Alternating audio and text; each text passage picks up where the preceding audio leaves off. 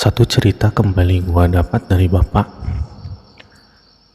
Waktu itu, bapak berkunjung ke kampung halaman kakek di Kuningan. Usia bapak menginjak remaja. Berarti tahun itu terjadi sekitar tahun 70-an akhir. Setiba bapak di kampung sana, bapak mengunjungi rumah nenek dan adik-adik abah. Waktu itu kakeknya sudah meninggal. Yang buyut gua udah meninggal waktu itu ya. Sebetulnya bapak sudah sering tinggal di kampung itu semenjak kecil, tapi sekolah bapak selesaikan di Bandung. Seperti biasa, setelah mengunjungi satu persatu paman dan bibinya, bapak mengunjungi pula teman-teman masa kecilnya. Beberapa dari mereka adalah sepupu bapak sendiri. Pagi itu, bapak diajak memancing di sungai bersama dua sepupu dan dua teman lainnya. Mereka berlima membawa joran dari bambu serta mata kail yang mereka buat sendiri. Selain memancing ikan, rencana mereka adalah ngurek belut. Ngurek adalah bahasa Sunda dari memancing belut ya kawan-kawan. Kebetulan sungai di kampung itu berdampingan dengan sawah ladang penduduk. Sekitar pukul 9 pagi, mereka berangkat menuju sungai dengan membawa peralatan memancing seadanya tadi. Cukup berjalan 10 menit, mereka berlima tiba di sungai itu.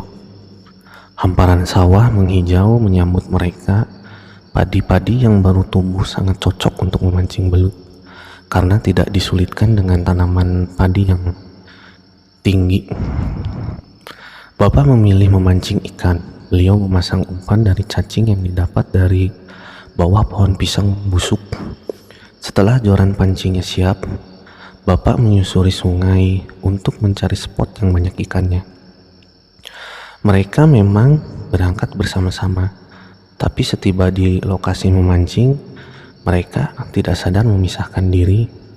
Bapak berjalan semakin ke hilir, sedangkan 4 temannya entah kemana. Karena ada yang memancing di sungai, ada pula yang ngurek. Keasikan memancing, bapak tidak menyadari hari semakin siang. Mungkin saat itu waktu menunjukkan pukul 11 siang lebih. Ketika konsentrasi bapak terpusat melihat pelampung kailnya, tiba-tiba lewatlah seorang gadis cantik mengapit bakul di ketiaknya. Tidak dijelaskan berisi apa bakul itu.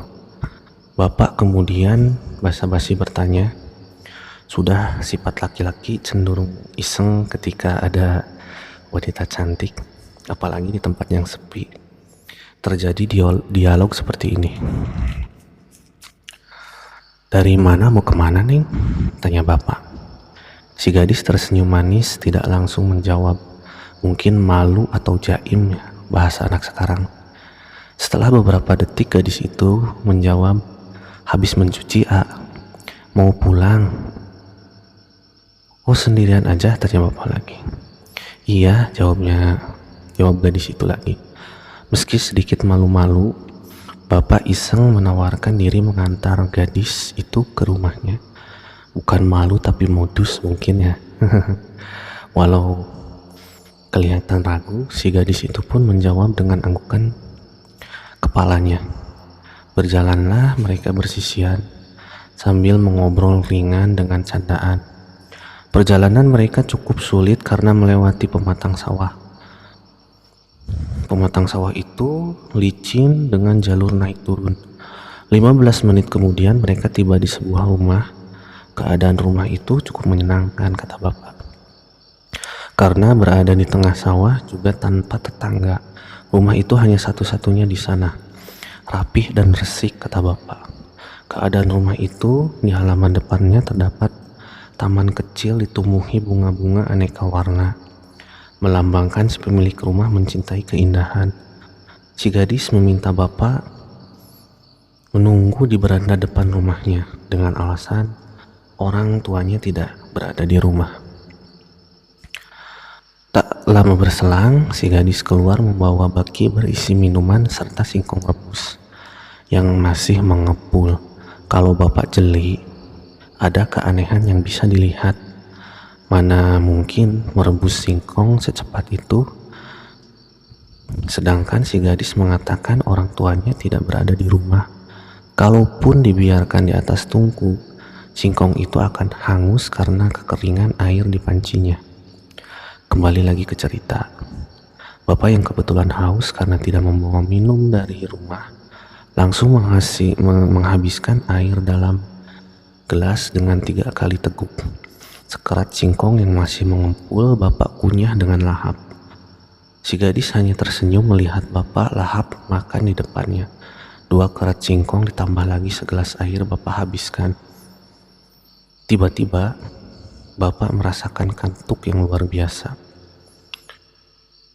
Kenapa? Ngantuk? Tanya si gadis. Bapak mengangguk karena menahan kelopak matanya yang berat. Setelah itu, bapak tidak ingat apa-apa lagi, pulas tertidur. Di lain tempat, teman-teman bapak berteriak memanggil. 4 teman bapak berteriak memanggil karena waktu sudah lewat tengah hari. Setelah cukup lama mencari sambil memanggil nama bapak. Nah, bagian ini adalah cerita dari sepupu bapak. Mereka mulai cemas, bagaimanapun bapak termasuk tamu di kampung ini. Pasti belum begitu mengenal jalan pulang. Mereka berjalan ke hilir sesuai keterangan salah satu dari mereka saat terakhir melihatnya tadi pagi. Akhirnya kompak mereka berjalan ke hilir, masih dengan memanggil-manggil nama bapak. Beberapa waktu kemudian, mereka sampai di bagian sungai yang sedikit rata dengan sawah. Di pinggir sungai itu ada rumpun pohon pisang yang ditumbuhi semak setinggi perut. Semak itu sedikit aneh karena ada bagian yang berantakan seperti habis diinjak-injak. Tapi itu yang membuat perhatian mereka tertuju ke sana. Benar saja, kecurigaan mereka membuahkan hasil. Di sekitar pohon pisang itu nampak bapak tertidur meringkuk. Sepupunya lantas membangunkan bapak. Kata bapak, setelah dibangunkan yang membutuhkan waktu cukup lama, bapak tersadar tapi dengan tatapan kosong. Beberapa menit menyadarkan bapak, katanya. Sangat lama untuk sadar dengan penuh. Akhirnya setelah sadar itu bapak bertanya di mana dirinya berada, di mana gadis cantik dan rumahnya yang resik itu. Teman-temannya saling tatap heran karena tidak ada satupun rumah di radius 1 kilometer di tempat itu. Semuanya adalah sawah dan ladang serta hutan. Di kejauhan sana tidak ada rumah satupun. Tapi mereka kemudian paham, rupanya bapak habis dikerjain jin penunggu sungai atau peri.